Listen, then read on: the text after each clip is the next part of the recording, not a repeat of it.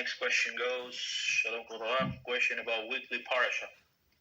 Given Hagar is an Egyptian princess from where is infamous of immorality, presumably someone like this would be the last person a wife wants in her house. Why would Sarah send her to Avraham?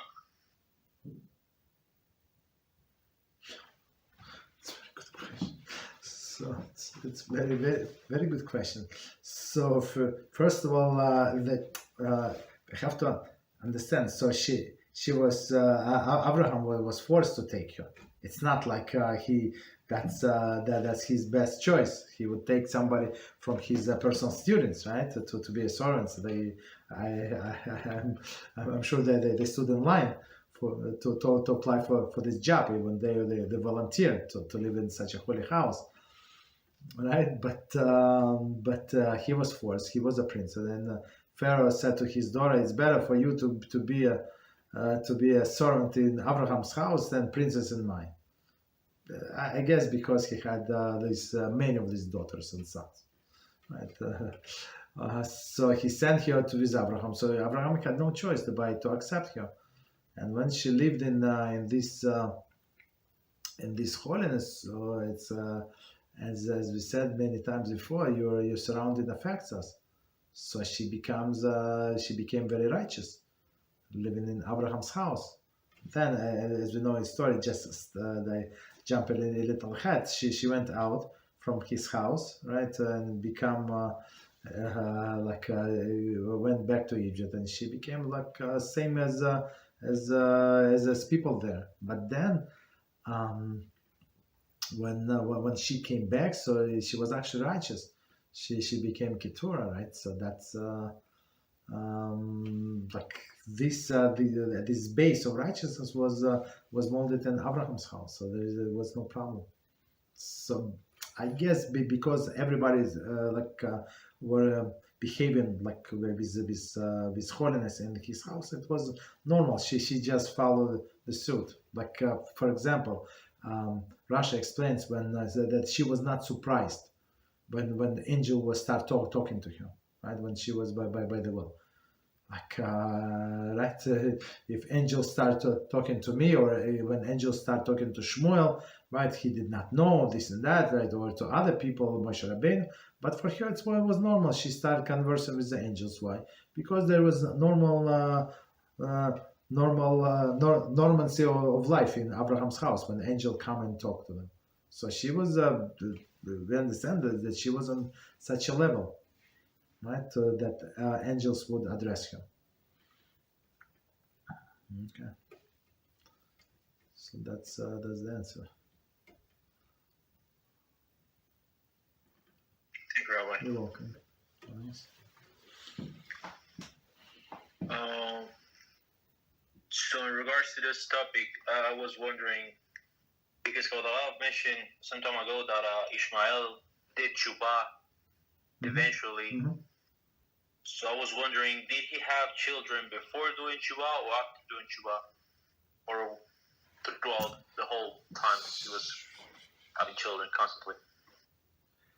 Because his descendants is very wicked, and when a person does Teshuvah, this kind of changes the person spiritually, and his descendants is bound to change as well. I mean, his imprint on his offspring has to change. So I was wondering. That's a very good question. I'm not sure about the timeline when he was 45. Could he have children after he did Teshuvah? I think yes. Could be. So he had, I don't know if, for sure he had many children before he did Teshuvah and after, but just because he was they did Teshuvah does not mean that first were elderly people, elderly children, older, not elder, all the children did Teshuvah, and we see it, we're actually trying to help people every day.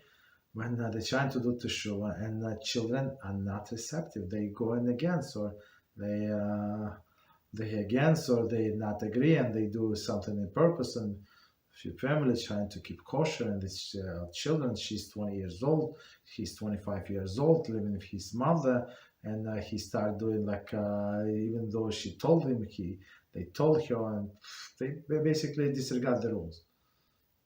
You understand? So just because that parents did Teshuvah and they are holy now, and does not mean that the children follow the suit. You understand? So, and even if it's a new children, okay, they even like it's separate souls. They have a choice. Of course, they have like spiritual DNA to go to right track, but they have a freedom of choice. They can do whatever they want. You understand? There is no guarantee. So usually it's there's a pattern that if somebody is a giant in Torah, usually his children not. Usually, like if they someday, of course, they're not never on the same level, but many times it's like nothing special at all. Children of the giants. So of course there are many exceptions. Rabbi Moshe Feinstein, I mean that's also, I mean he was a giant. His children are also great people, but not on his level, not even close. You understand? Even though they're great. Rav Shmuel, what is it? Shmuel, I forgot. What was his last name? And others, right? So this, but many holy rabbis did like to their children nothing special, right? Or opposite. So one of the daughters of Chafetz Chaim was absolutely secular, I think, if I remember correctly. So just she went to opposite direction, became Zionist or something, if I remember correctly. Fortunately. Holy Chafetz Chaim, like if you ever saw the angel of in your life, so you saw Chafetz Chaim, right? So meaning that people have their own freedom of choice. Or she was a granddaughter, I don't remember. Thank you, Rabbi. You're welcome.